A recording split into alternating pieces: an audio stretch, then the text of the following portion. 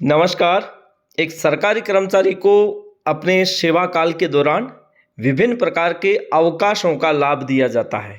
उन अवकाशों में से एक अवकाश है असाधारण अवकाश। आज हम इस वीडियो में समझेंगे कि असाधारण अवकाश क्या है और असाधारण अवकाश किसी भी कर्मचारी को अपने संपूर्ण सेवा काल में अधिकतम कितने दिन का स्वीकृत किया जा सकता है और स्वीकृति की प्रक्रिया क्या रहती है और अवकाश के दौरान क्या उसे वेतन दिया जाएगा, अगर दिया जाएगा तो कितने प्रतिशत वेतन का भुगतान किया जाएगा। तो संपूर्ण चर्चा हम इस वीडियो के माध्यम से करने वाले हैं। तो चलिए शुरू करते हैं। सबसे पहले असाधारण अवकाश है क्या? वे सारे अवकाश जो मुख्यतः उल्लेखित हैं और जो राज्य सरकार के कर्मचारियों को एक अवधि के लिए प्रदान किए जाते हैं, उनके अलावा एक असाधारण अवकाश भी होता है जो राज्य सरकार के कर्मचारियों को प्रदान किया जा सकता है। ये किन परिस्थितियों में प्रदान किया जा सकता है? या तो उस राज्य सरकार के कर्मचारी के पास कोई भी अन्य अवकाश शेष या उसे अवकाश दे नहीं हो, या फिर अन्य अवकाश शेष होने के बावजूद भी वह कर्मचारी चाहता है कि वो असाधारण अवकाश का लाभ लेगा, तो ऐसी स्थिति में उसे असाधारण अवकाश स्वीकृत किया जा सकता है। लेकिन अब हमें यह समझना है कि असाधारण अवकाश कितने दिन का, अधिकतम कितने दिवस का असाधारण अवकाश स्वीकृत किया जा सकता है। अगर हम बात करें एक अस्थायी सेवा के कर्मचारी की, तो एक बार में, एक समय में 3 माह तक का असाधारण अवकाश स्वीकृत किया जा सकता है साधारण वे में।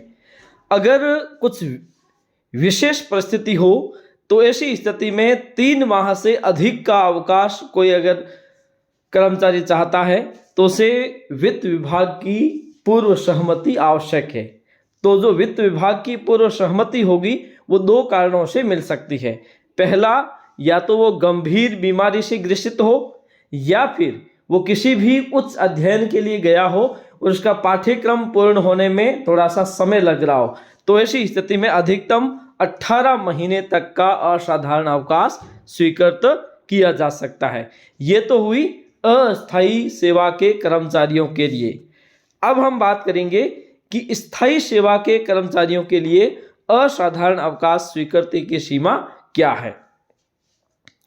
साधारण रूप में अगर देखा जाए तो 24 माह का, मतलब 2 साल तक का असाधारण अवकाश एक स्थायी सेवा के कर्मचारी के लिए एक सामान्य रूप से स्वीकृत किया जा सकता है। अगर 24 महीने यानी 2 साल की अवधि के बाद या उससे अधिक का अवकाश अगर कोई भी सरकारी कर्मचारी असाधारण अवकाश लेना चाहता है तो उसे वित्त विभाग की सहमति आवश्यक है।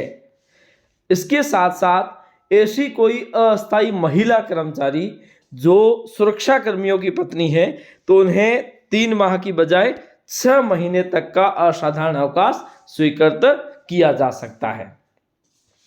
अब दरअसल जब भी कोई असाधारण अवकाश स्वीकृत किया जाएगा तो असाधारण अवकाश के दौरान उसकी जो सेवा स्थिति है या फिर सेवा काल है उस पर क्या इफेक्ट पड़ता है। अगर कोई कर्मचारी असाधारण अवकाश पर सामान्य रूप से रहेगा तो ऐसी स्थिति में उसे असाधारण अवकाश के रूप में उसकी सेवा का अंतराल नहीं माना जाएगा, ठीक है ना। और कोई कर्मचारी हड़ताल पर या सामूहिक अवकाश पर या कार्य का बहिष्कार करता है या उस दौरान उस अवधि में रहता है तो ऐसी स्थिति में उसे असाधारण अवकाश मानते हुए सेवा में स्थायीकरण किया जा सकता है। तो इस प्रकार से कोई भी राज्य सरकार या राजस्थान सरकार का कर्मचारी जो असाधारण अवकाश का लाभ लेता है तो उसकी सेवा अवधि या सेवा काल पर कोई फर्क नहीं पड़ता है। आज के लिए इतना ही। धन्यवाद।